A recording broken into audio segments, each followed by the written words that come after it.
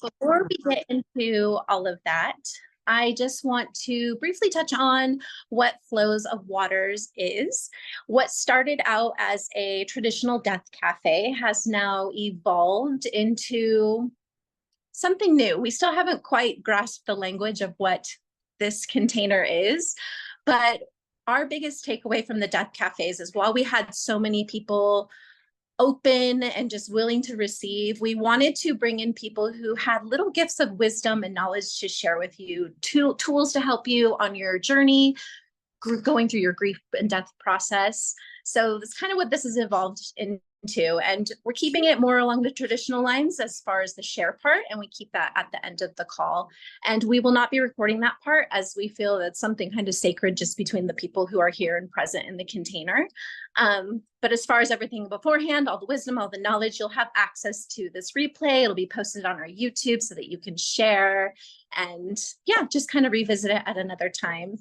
I don't know if everyone saw the slides when they first popped in, but we do have a page that you can go to on our Instagram that will explain this in full detail, how this kind of emerged and what this is growing into and the vision and the bigger picture of what Flows of Waters is. There's also just a donation area if anyone feels called to donate to this project and the work that we are doing here. And with that being said, I just want to introduce the other ladies who are also co-creators in Flows of Waters. So we have Karina, and then we have Danelle, and we have Alicia. And the four of us have just really been diving deep into this container, and it's bringing us so much joy and so much excitement for everything that we have coming up. And we'll share a little bit more at the end about what next month is going to look like. But to kick it off as kind of our rebrand with our very first guest outside of us four, we have Mary Taliano. And for those of you who don't know this magnificent woman, I have known Mary since we were kids, about 13 years old. And I am so lucky and so privileged to have known her and to know her and to grow with her. And it's very special, the bond we have. And I do not take it for granted about how similar our paths have been, because a lot of people knowing each other so long tend to kind of grow out of these types of relationships. And I can only say the older we get, the closer we become together. And I know many people have seen us kind of bouncing in and out of each other's realities, and everyone just says how similar we are. And I always take that as like the highest compliment, because she's like one of the best people I've ever known. And I have also had the honor to kind of watch what she's grown into and watch the Anamkara and her mission to rebrand death really from the ground up. So it's been really exciting to kind of see her move into this space, to make a name for herself in this space, to teach and share with others, to expand in this space. And I'm really excited for you all to get to know her tonight, for those of you who don't already know her, and to just really hear what she has to say about her mission and the work that she does for the collective. So without further ado, I will give it away to Mary Taliano. Oh my gosh.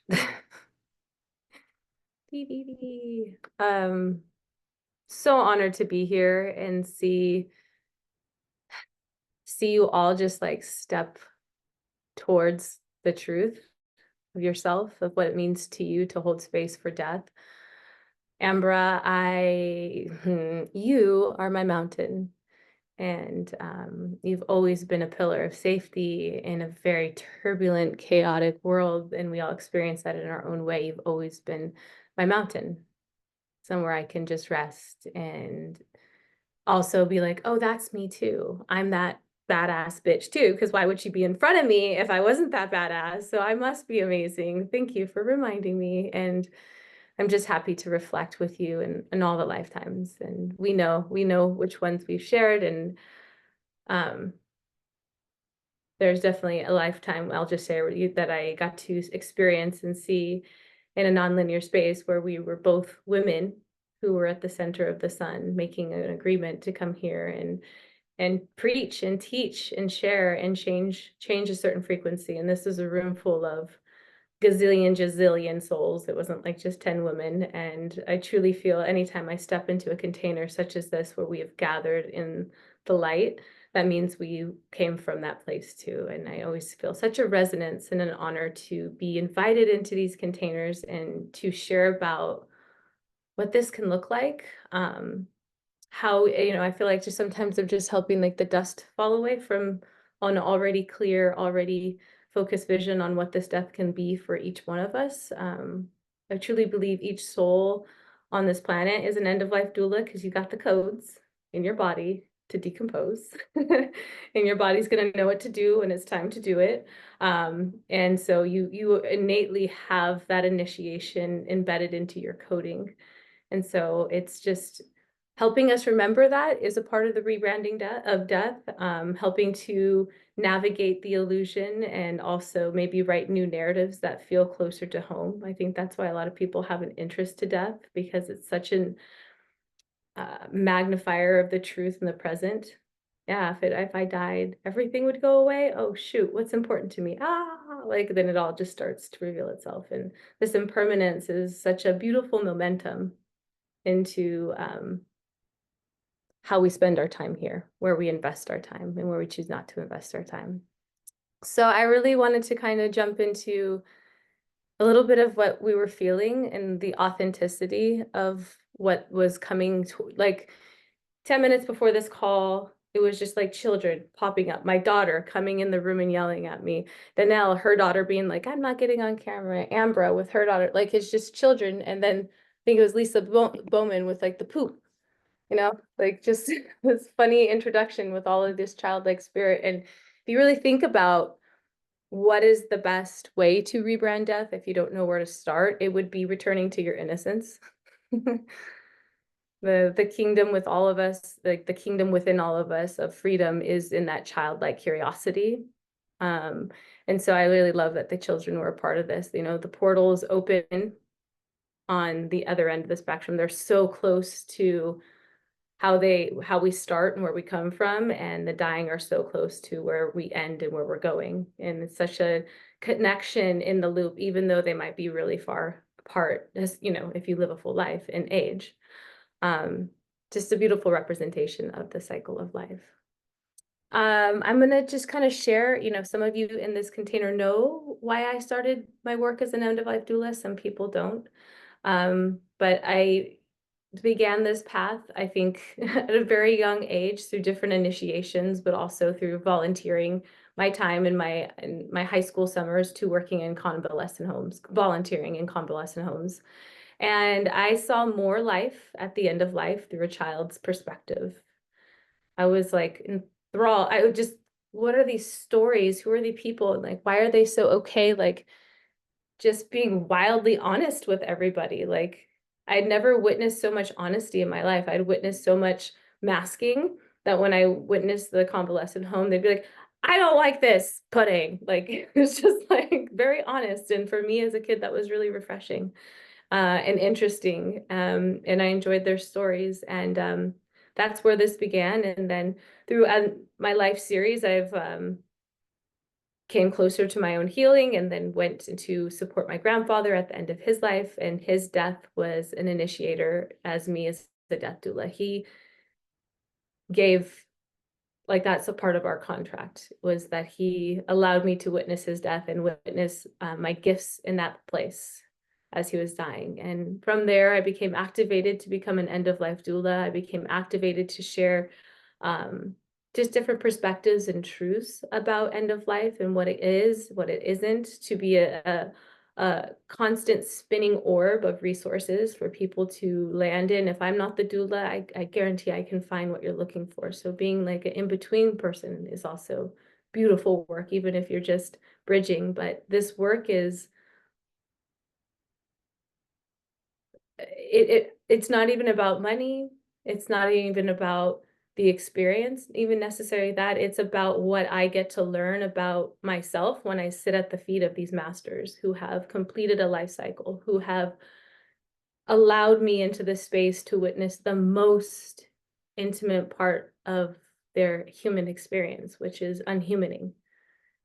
That is one of the most vulnerable places, and to be able to sit at the feet and witness maybe my death a little bit through their death, of what maybe I would like, maybe what I wouldn't like, feeling into the magic, navigating this in between space that we'll all get to, learning from them and their life experiences and really integrating it. This work is more than that. It's a very quantum gift that continues to unfold with each client. I feel like each client that I've served, I've like titrated more for the next client. So it's medicine for me. It's a constant and ever expanding space where, this work can be healing for even the ones just witnessing. And I think I'm healthy at this point. I don't have no idea, but you know, it gives me a space in my body to use most of myself in the most integral way while I'm here by witnessing the gift of them. So and that's just one little lens of the gifts that continue to unfold. So that's a little bit of my spiel. That's a little bit of the preaching. I also want to open this container for curious minds to ask any questions that feel are, at the top of your wondering of like what it looks like to do this work. What is the work look like sitting bedside? I'm just happy to open the container and to allow flow of questions and inquiry so we can, weave together and get the most out of our time together tonight. So floor is open. If anyone does have questions and they, are a little shy and don't really want to be on camera, you're more than welcome to also type them in the chat box below. But I know some of the ladies here do have questions. So whoever would like to ask their question first, please feel free.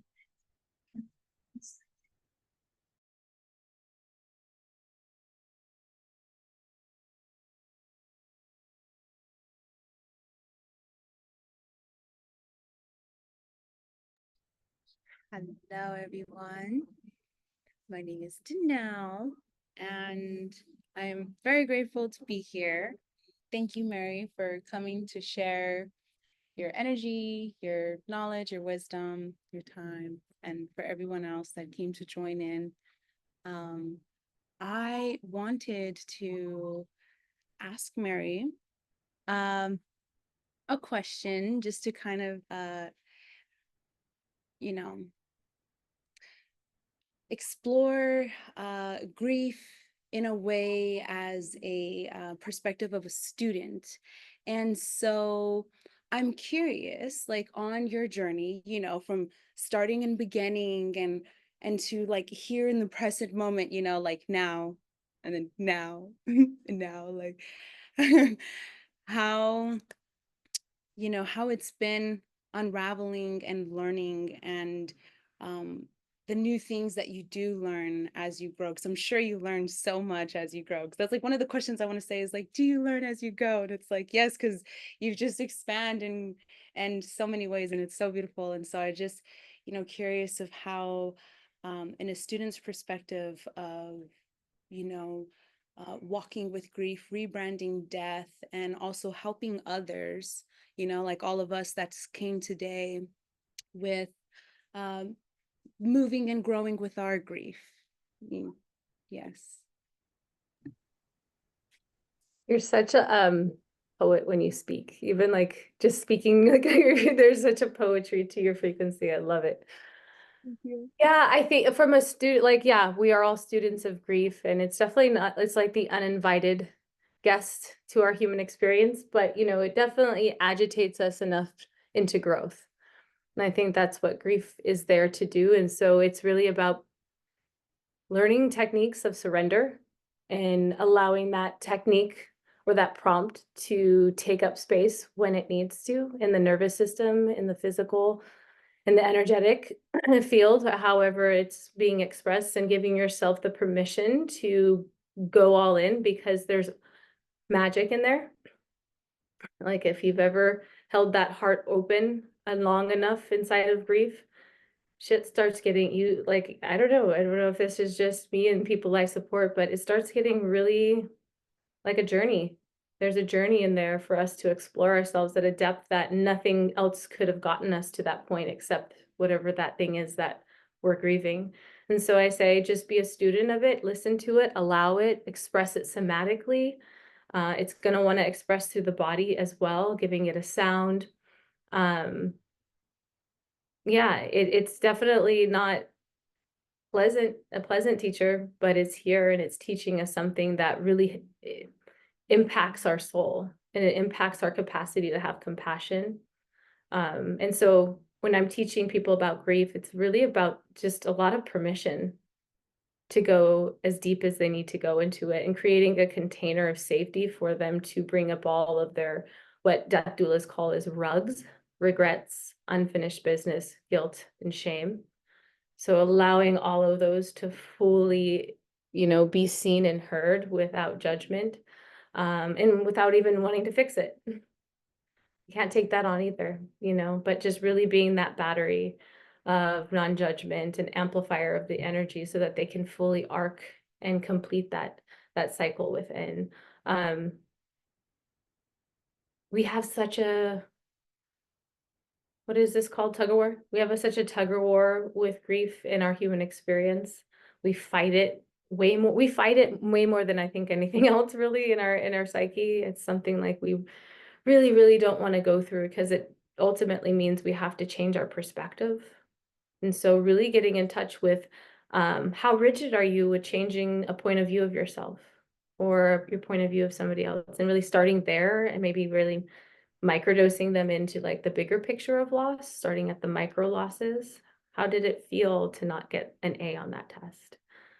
How did it feel to let down your parents at that age? How did it feel to lose your dog? How did it feel to lose a grandparent? And kind of titrating up into like how they identify with this loss, and are they able to also recognize the connection? And so I don't know, grief to me is also, I think, a big psychic activator, if I was to be teaching it on the intuitive level, because it does crack the heart open way wider than, we're usually like this with our energy, right? With around our heart, like we've got it managed. It's in the rhythm. We're at a pace. Sometimes we're like, ah, but most of the time, we can feel into it, and grief just goes, there's no, it's just, you're in it. And as an end of life doula and having people come in and sometimes they'll call me on sudden deaths, or it'll be like a family member referring me to somebody else in their family who's just experienced a sudden loss. I mean, within hours to a couple days. And of course I take those calls, but I also do like have like a disclaimer of there's no words that I would ever have, or anybody on this planet would ever have, to make this better, to make this go away, to make it feel integrated, to make it feel like it'll be okay, to even give this person a glimmer of hope. But what I can do is to support and witness and use certain techniques if it gets prompted. But for the most part, I'm just gonna like witness it, because everything at the beginning part of grief sounds like bullshit anyways. Like, no, it's not okay. No, that's like 5 months from now, you can say that, so grief also has this interesting timing to it, and the timing is different for everybody, and it's nonlinear. But we describe it as time because it's existing, it has its energy, and it has some kind of order. Sometimes we don't necessarily understand the order. It could be driving in a car and the song comes on and it's like all of it just comes through, right? It's just the very active, fluid energy that moves through all of us in different ways. And so that would be how I would teach about grief as a teacher to a student, and also to people kind of maybe wanting to navigate. I recommend there's like the stages of grief, but I kind of think like life is always leading us to like the better belief.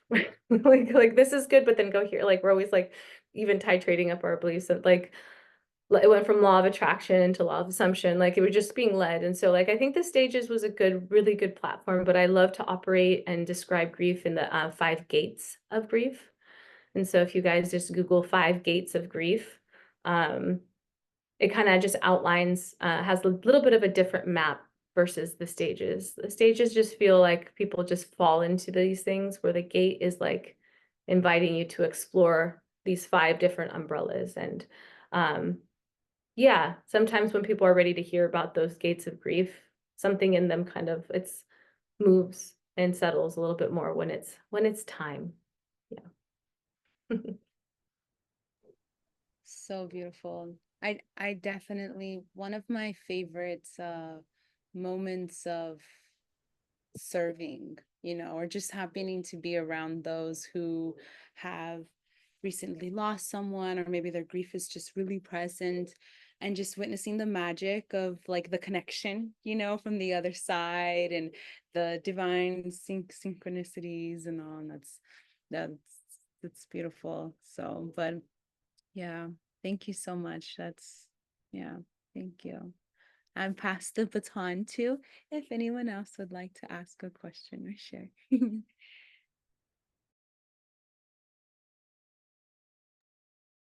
Hey, Mary.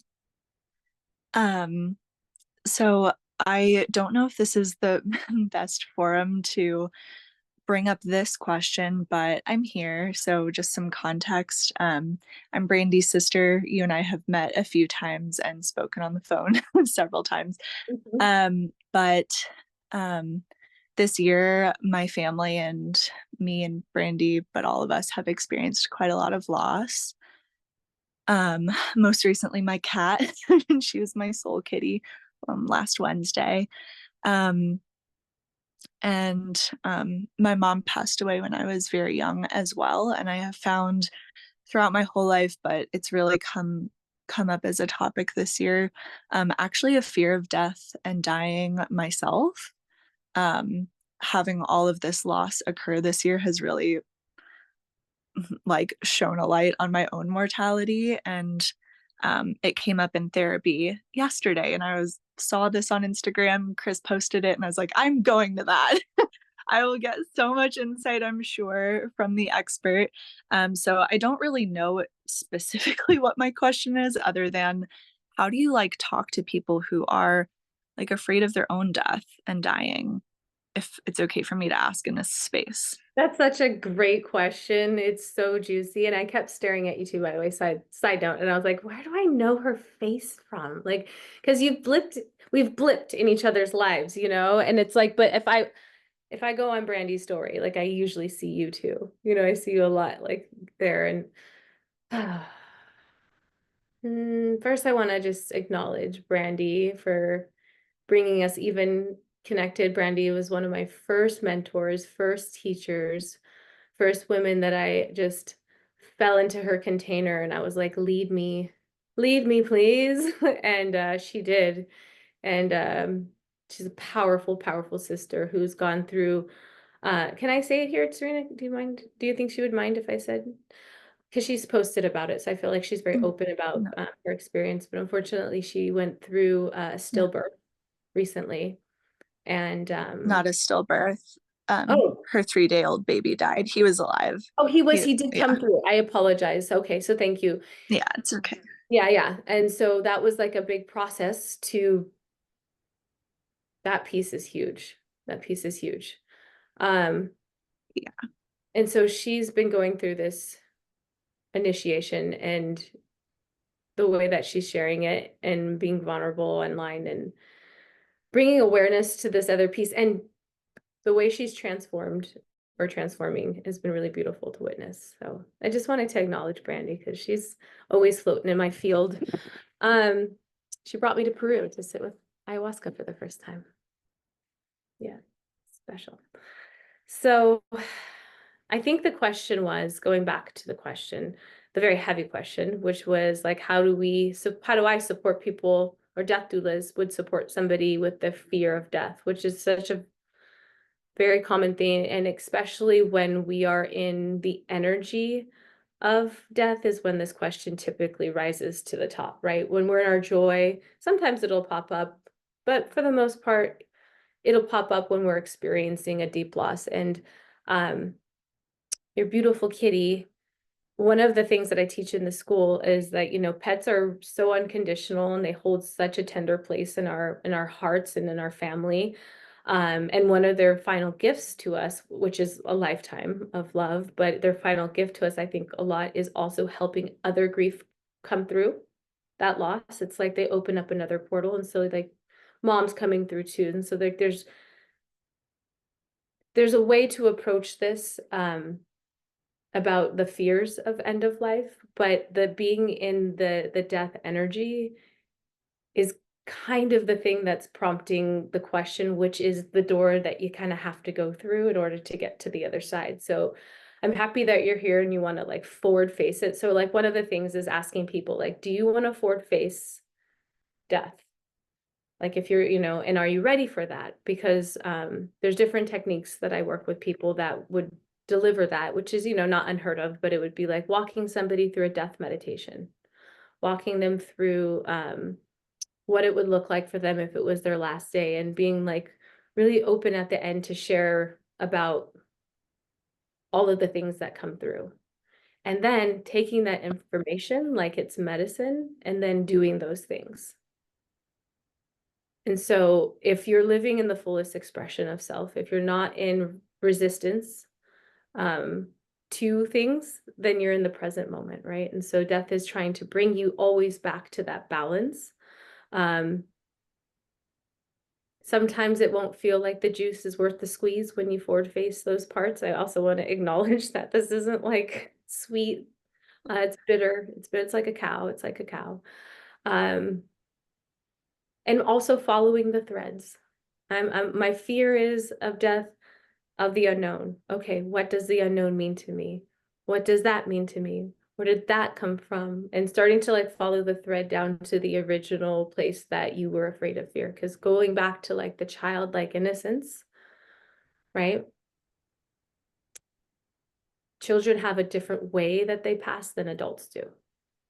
There's a very natural way that they unfold, that it's sometimes as I haven't actively chosen to hold space for a child dying yet. It's been part of my boundaries with this work because I just know that that would be really confronting. As time has gone on, the children have found me and they have crept in and I cannot say no. And so I've been starting to like open up my field to what it is. And there's this beautiful story from this man named Stephen Jenkinson, and I went to his Nights of Grief and Mystery, and he described it as this, and he's a death doula, and he describes it as, children, they get it. They already know. No one's taught them what death is or what isn't until they've been shown certain things. And so that return to that childlike innocence can be super helpful. I'm going to go back to the story, which was he was helping a family with a child that was dying of leukemia. And this child was 10 and she was in the room and the adults were in the other room. And the adults were having discussions about, and real discussions about, like, the sadness of her not walking down the aisle, the sadness of her not having a child, the sadness of her not completing certain milestones, right? And Stephen was just taking this in, and he goes, has anyone asked her what death means to her? We don't even talk about it with her. Like the reaction was like, no, like we don't even know how to like go there and tell our daughter that.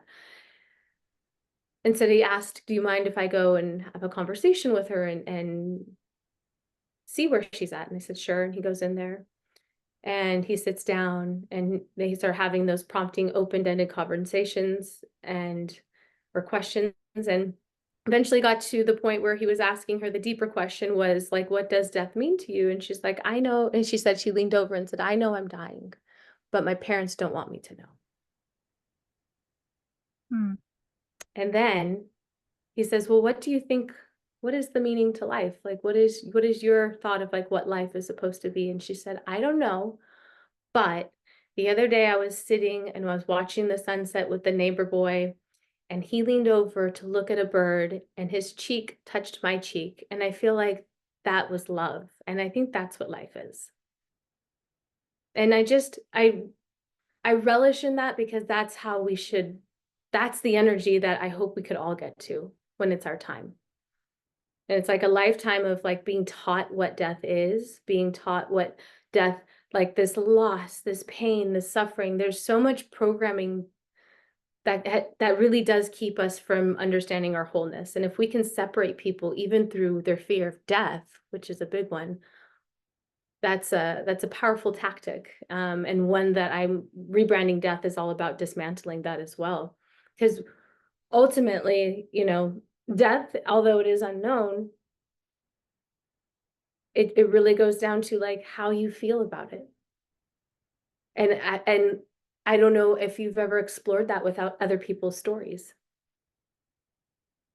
or other people's ways of relating to it. How I feel like most of our children have been taught is that that information is too much for them. You know, that's too much, it's not appropriate, and it's done from love. But I also see these as really good opportunities to teach our children how to grieve, how to move things through their body. And if that was never taught to us, of course, it's going to be like really alarming and really scary. And it's going to like compact throughout our lifetime if we don't like do this like necessary inventory of what it is. And it's a painful, I talk about it like very neutrally, but I also recognize that this kind of inventory of doing a death meditation, it changes you on a cellular level. When I became an end-of-life doula, I had major Kundalini activations, and I was really happy. I was at the S event. One of the things was at the S event, by the way. Yeah, bringing full circle Brandy back in. She did like this whole event, and it was the very end, and I was like, you know, I've done like the shift retreats, and so I've gone through like these powerful initiations with this woman. And so I was like watching people get the things that I got before, and I was like, okay, they're getting all the, where's mine? I know mine's in here somewhere, Brandy, like where is it? And I went back to the hotel that evening, sat on the bed, and as soon as I sat on the bed, I just that inner shaking, that inner trembling, that and just tears like sheets coming out of my eyes. And I didn't even know, nothing was attached to anything. It was just purely saying you're expanding. Your nervous system is expanding for this work. Your nervous system is expanding to hold this new space. And that's what this looking at death and starting to hold it in your body in a whole new way changes people cellularly. And then going through and creating my school, the Anamkar Academy, I've seen this activation in student after student after student, watching their Sahar, major activations in the program. And it's like, not me. That's like not what I'm saying, but it's the forward facing open heart towards the fear, towards the darkness, towards the unknown that just changes us. It changes us completely. And what a beautiful activator. Why not death? Why not death be the thing that changes you? And so the fear is there, but there's so much behind it. And so I guess it's just like me cheerleading you to like go there, me cheerleading you to do a death meditation. I'll post mine in the chat in a second, so you guys can just click it. I encourage you to journal afterwards and just kind of hold that alchemy, whatever comes up in the meditations, you know, just let it ruminate for a minute before you share. But that's the only prompt, you know, you can take it and do what you want with it. But I think that would be a great place to start, is really examining first and foremost your death, seeing how you feel about that. And then that's like the core nucleus. And then it goes to like loss of other, loss of identity, loss of new home, loss of job, like really seeing like now all the different deaths that you've already experienced, and it's not so bad. I feel like that's like the spirit after we get out of this like meat suit is like, wasn't it so bad? Like, I feel like it's like a continuation of like that energy. Like, why would it stop? You know, I mean, that's been my experience my whole life, loss after loss after loss, after loss after loss. And every time I've looked back, I still, even if it's like a week ago, I'm like, that isn't as bad as I thought it was going to be. And then there's the bigger losses, and it was as bad as it was, and gotten so much from that experience. And so there's just that momentum that I feel like if we really look at what death is teaching us, just don't be afraid. Thank you. That was super helpful. Mm-hmm. You're welcome. And then I can totally get into the mythology of religion, but I'm not gonna do that here. But I am. So like I think all the religions are saying the same thing. They're truly, truly, truly do live in a good way. Consider that this is all one big thing that we're all experiencing together, and that death isn't real. And I think those pillars really kind of help me in this lifetime explore all the religions and explore all the different teachings and see like this common thread of that's what I've pulled from all these different ways that I've studied different religions and different mythologies, is that like what everything's pointing to is like something else, and we're not allowed to know because it would ruin all of this.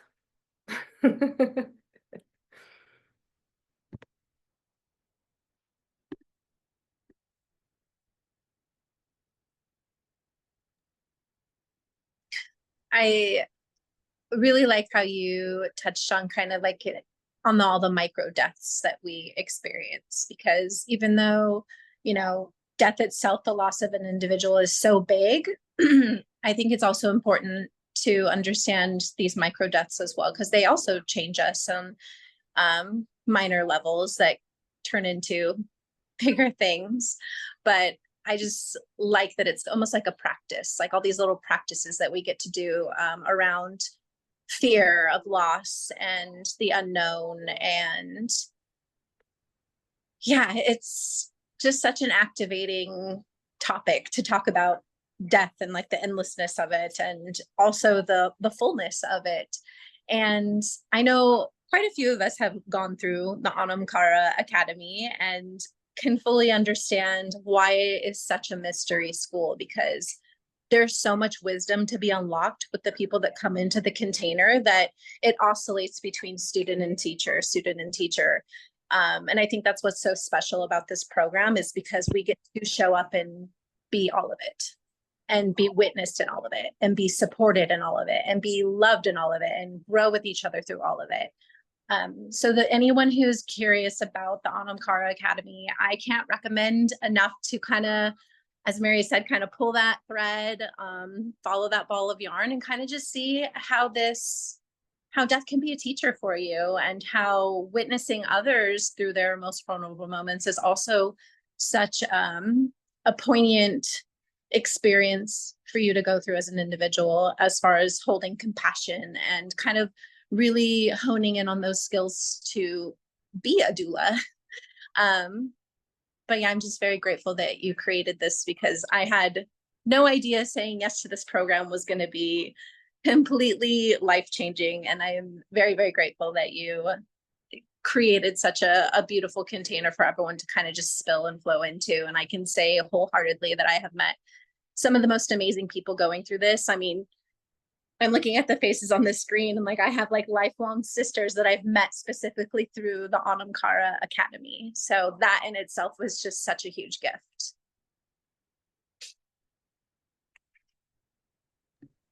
Thank you. Yeah, it's a mystery school. I didn't know I was making a mystery school. All I knew is I was supposed to make something that I wanted, which was a school of intuition that taught people to be death doulas. And like, I just wanted that so bad in the curriculum from all the teachings that I had. I was like, it's missing like that part. Where's the initiation?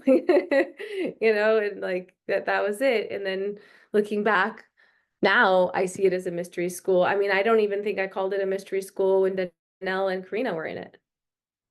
I don't think I did. I knew it was special. I knew it was different, but time had to go by, I guess, to look back and be like, and the reason why I call it a mystery school is because now I see everybody that comes through it, like they're just like these different flowers. It's not one thing. It's like all these different, there's a sunflower, there's a rose, there's a cherry blossom, there's a lotus, and it's all like in one field. And so I'm just like, everyone pops up out of this differently. And the course like lives with people as it's like this module. I literally, it's like I'm going through the death of a pet, and they're going through the pet module, like stuff like that, where it's just like, I don't know, wild. We just did a hospice volunteer call with the pod that I'm currently teaching. Last week, it was with the head of the hospice that I volunteer for, which is called Golden Gate Hospice here in Los Angeles. And 2 days after the call, the student's like, I just ran into this hospice director where I live in New Mexico. Now I'm volunteering. Like stuff like that, where I'm just like, what? How is this? So it's living like water, and it's just fun to watch how it ripples out into the collective. But it's good stuff. It's a bridge. I love it. I think this is a beautiful segue to pass it to Karina to talk about how this beautiful tradition is very much still alive. And yeah, I'll let you talk about it, Karina. Thank you so much. I'm so happy to be here. I just want to let you all know I'm so excited to be here. Thank you all for coming. Thank you, Mary. This has just been such an amazing journey,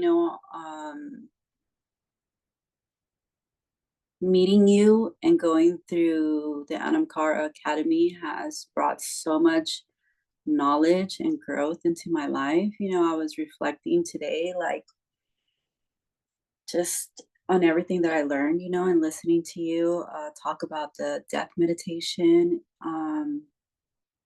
Yeah, I totally recommend doing that. Obviously, it like really brings us to facing, our mortality, and just like really coming to terms. What is it that we want to leave behind, and what do we want to work on? What is it important to us?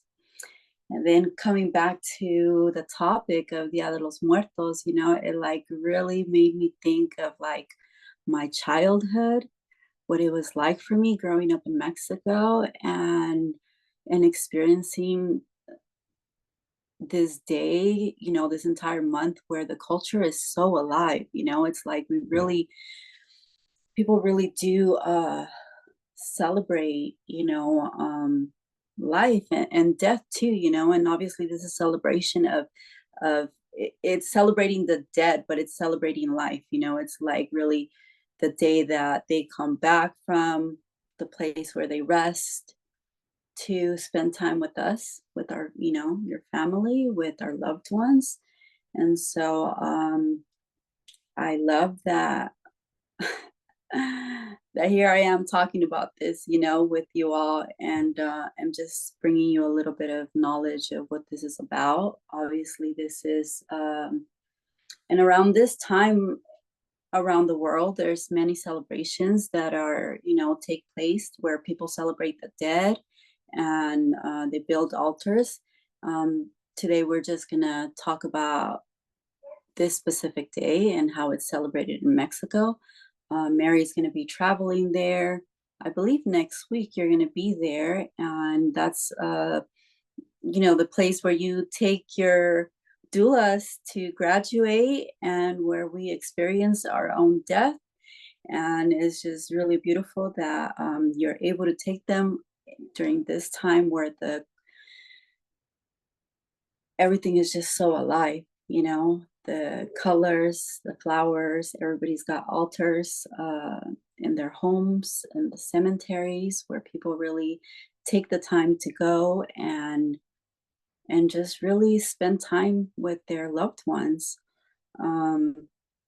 This is an ancient practice. This is from before people were colonized, you can say. This is really an indigenous practice where people would bring, flowers to their dead, and specifically the marigolds, because it signifies the sun, and is just a way to guide them from Mictlan, where the place where they rest, and bring them back to home, to the plane of the living. Altar building, I know we asked you guys to bring photos, and some of you had asked questions about exactly how to put an altar together. It's actually very simple.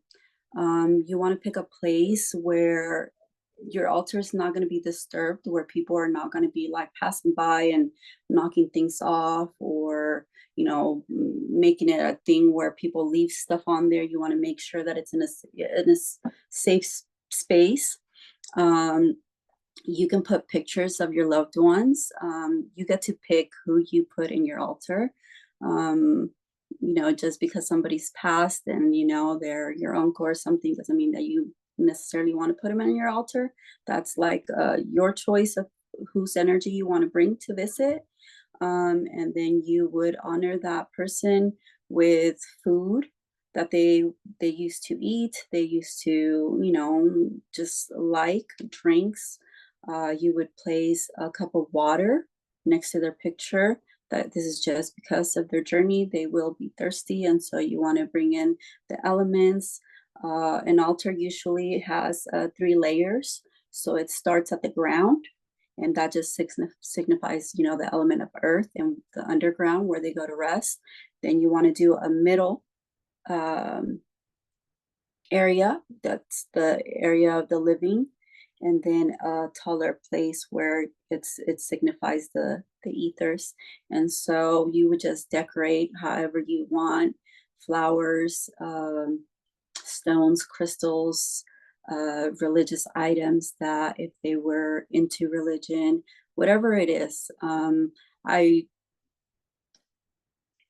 The best way I see it is don't have a point of view. If you're taking the time to honor them, then you honor them fully with whatever it is. If they used to like to drink Monsters, then you bring them a Monster, set it there, and so, yeah, I don't know if anybody has questions in regards the altar building, or you can obviously put a candle next to their picture. And the way it's celebrated also, it's celebrated in 2 days. So it's November 1st and November 2nd. Actually, I believe it starts on the 31st of October in Mexico, all the celebrations. I mean, the entire month is full of celebrations, but the actual journey to the cemetery is those days. And November 1st, I believe, is the day they celebrate all the kids that have passed, and then November 2nd is the adults. But like I said, just talking about this is really special to me. It really takes me back to, like I said, my childhood, and it made me reflect on the micro death that Mary was talking about, like what it's been like for me to leave that behind as a child, and to come here, somewhere where everybody's rushing you to just fit in, hurry up and learn the language, hurry up and dress like the other kids, hurry up and leave. And in a way, it's like a death of the culture that you leave behind. And fast forward now, and even doing the work that I, meeting Mary, and shedding the layers and being able to reconnect with my roots. And then obviously us traveling to Mexico to do our graduation, it has really ignited my, like it's reconnected me to my roots, where I feel like there was a chunk of time where I missed out on certain things. And maybe maybe I didn't, maybe I could have just stayed there and still wouldn't have been connected to my roots, because it happens. I see it all the time. And so now being here and being able to, be able to just like dive deep and get to know all these things about my culture and myself and the way I get ignited. And it's just beautiful that I can come now and be here and share this with you all, and I'm just really grateful to be here. And thank you, Mary, for just for existing, because it's like you helped me reconnect to myself. That was a magical trip for you guys. Like, and I mean, not you guys, you specifically, there was so much ancestral stuff happening with you, your family, everything. It was so beautiful. So beautiful. Fireworks. Yeah, that's what I see, by the way, when people are healing and like in the darkness, I'm like, and they're like in that grief of like transformation. I just see fireworks all around them. I'm like, yes, this is it. This is the moment. This is where it all, like, this is game time. Grief is game time. Hmm. Thank you, Karina. I definitely agree that it is such a beautiful tradition and such a beautiful culture. And it's always my favorite part about going back to Tepoztlan specifically, because it's so alive and you can feel how thin the veil is there because it's just so celebrated and so welcomed. We've had a lot of little interesting things happen while we have been down there for that time. So I'm excited to be making the trek back down there and to really, again, witness and celebrate my own loved ones who have passed away in such a beautiful way. I know that Alicia has some more really beautiful information to share about this tradition as well. Yes, thank you so much, Ambra, for passing the baton. And let me just, I have a couple of slides for us, so let me share my screen really quickly.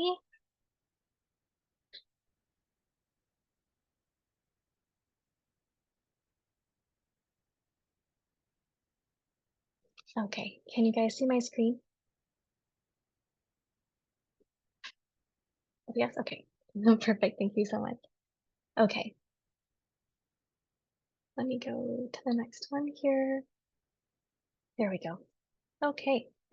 Sorry, it froze for a second. All right. So I am very honored to be invited into this space to just share a little bit more on today's plant lesson, which is going to be of marigold, of course. So I had so much fun looking into this, and marigolds are just, I even grabbed some today when I was walking outside just because I needed to like smell it myself and really like be brought into this space with this plant. And just this plant has just decades of cross-cultural connections with grief, honor, luck, and the ceremony of life and death. And so Karina was mentioning that people often bring flowers to their ofrendas. And so I'll share a little bit about that. So the Aztec legend of the Lady of the Dead, and the name is there, and I'm not going to try to pronounce it, states that marigolds guide our loved ones home again or to the ofrendas prepared for them. Because of their bright color and their pungent aroma, they are like beacons back to their loved ones. So a lot of times people will leave little trails of the marigolds from their door to the ofrendas inside their home or wherever their ofrenda is, honoring that loved one as like a guide and a beacon back to, as Karina said, the land of the living. Flowers themselves are just a symbol of the brevity of life and how quickly they come and go. In the Victorian language of the flowers, which if you don't know what that is, it's basically in Victorian times, they came up with an almost like a code for which each plant translated to, like a word or a meaning for each plant, and they could like send messages basically with a bouquet of flowers, so to speak. So in the Victorian language of flowers, bouquets of marigolds were given during times of mourning and felt that the cheerful colors would help ease the pain of grief. So we just see how much this plant continues to be part of grief, experiencing grief, the quickness of our lives, and guiding us back, guiding souls back to those that they love. And I also thought it was very interesting, and I kind of giggled at this, that the English name for this plant came because peasants would actually leave flowers instead of coins to honor the Virgin Mary. So at like a statue, instead of leaving coins, they would leave marigolds. And so it became Mary's gold. And so that's where the name marigold comes from. And it's also considered a good luck charm in India, used in rituals and temple offerings. It's a symbol of the divine couple Lakshma and Vishnu. And so therefore it's used a lot in wedding ceremonies. So just a lot of the duality of joy and grief from this plant. And I put references there in the corner. I really love sharing references and where I'm getting my information from. And I just wanted to speak a little bit more about the history of this plant so that when we use it in our ofrendas, when we see them around us this time of year, that we can really honor and respect the energy of this flower and all that it can remind and provide for us. So for the season of autumn, I also came across something that I wanted to share with you guys. And that is just some support. So I read this article that was talking about traditional Chinese medicine and how autumn is the time of year where we are naturally processing grief. And I thought we have to talk about this just a little bit more because for those of us who are already feeling grief, this season without support could feel even more overwhelming. So in traditional Chinese medicine, each season corresponds with a different element of our earth. And each one of those elements relates to a different organ in the body. So if you're currently in the Northern Hemisphere, which everyone on this call is, it's now autumn, which is the season of metal. And that element, metal, relates to the lungs and the large intestines. So it's really a time for a rebirth and shedding what does not serve us in preparation for the inward winter reflections that are to come. So just like the leaves are dropping, the trees are dropping their leaves and getting ready to really go inward and hibernate for the season of winter, our bodies naturally want to do that as well. So any imbalances in the body, though, can manifest physically and emotionally, can translate to respiratory issues, digestive discomfort, or feelings of hopelessness. So let's talk a little bit about how we can prepare for that. So the lungs are just really essential for our immune system. And emotionally, they're very closely connected to grief. So when we experience loss, the lungs can become very heavy and congested and just leading to even more feelings of sadness and melancholy. And the intestine helps us process the waste out of the body and what's no longer serving us. So in traditional Chinese medicine, the large intestine also represents our ability to let go of emotional baggage, and an imbalance can create a sense of feeling stuck or overwhelmed by grief. So we want to really focus on the lungs and the intestines and how we can really support those two organs this time of year.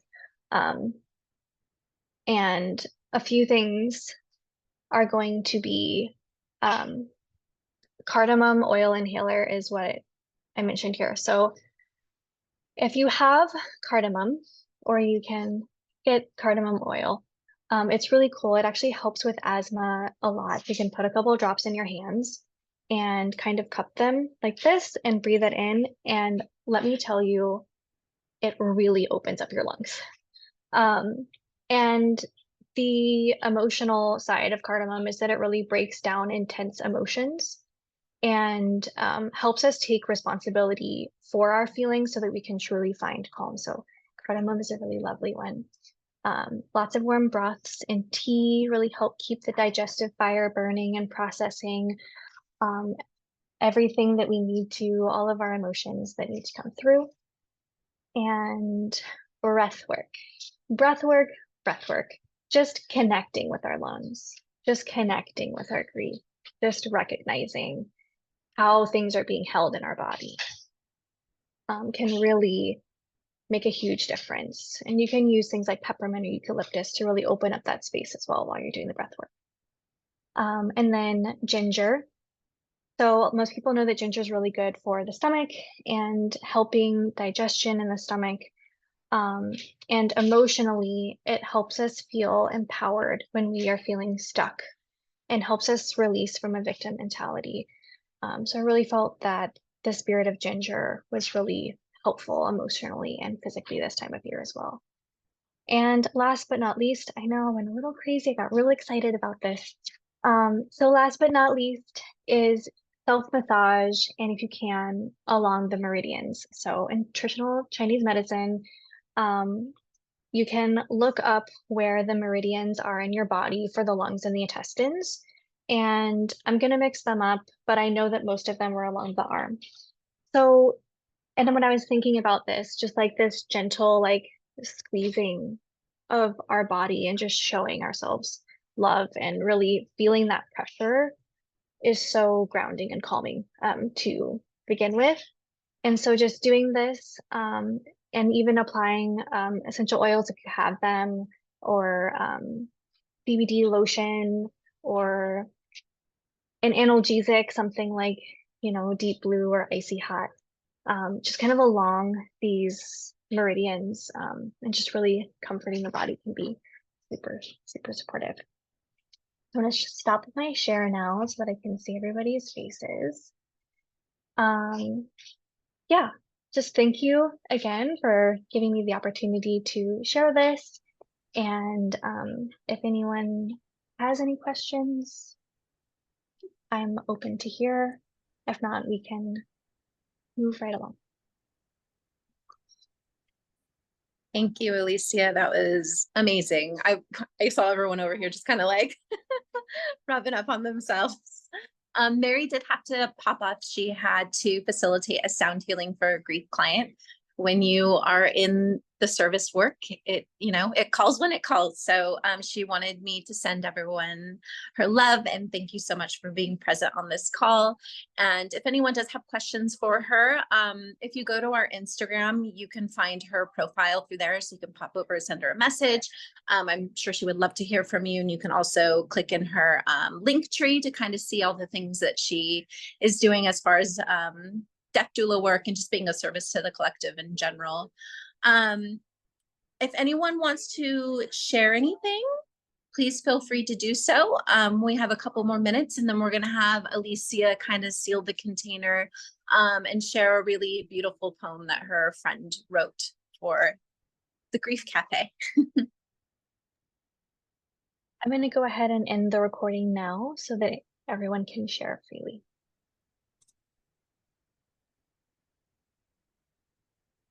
If I can find the button. To kind of just allow whatever wants to come through. If you feel like you need some support,